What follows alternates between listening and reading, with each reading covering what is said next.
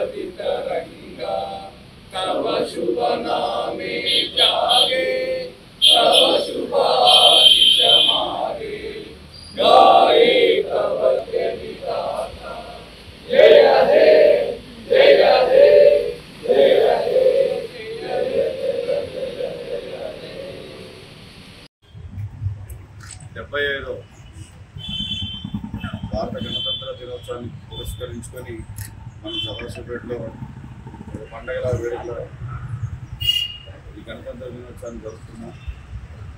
ఈ గణతంత్ర దినోత్సవం అనేది మనం పూర్తిగా రాజ్యాంగం రాసుకుని పూర్తి హక్కులు, ప్రాథమికులు, అన్ని రాసుకుని పూర్తి స్వాతంత్రాన్ని ప్రకటించిన రోజు.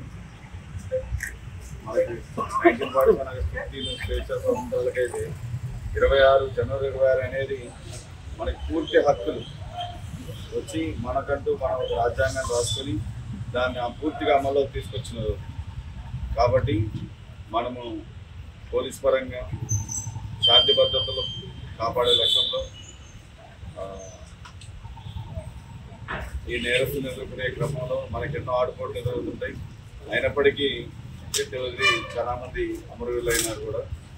అయినప్పటికీ మనం శాంతి భద్రతల్లో భాగంగా మనము ఈ స్వాతంత్ర దినోత్సవాన్ని పురస్కరించుకొని ముఖ్యంగా ప్రస్తుతం ప్రభుత్వ యొక్క ఆశయాలకు అనుగుణంగా ఈ యొక్క ముఖ్యంగా డ్రగ్స్, గంజాయి, ఈ నేరపూరిత చర్యలు అన్నింటినీ నిలువరించే క్రమంలో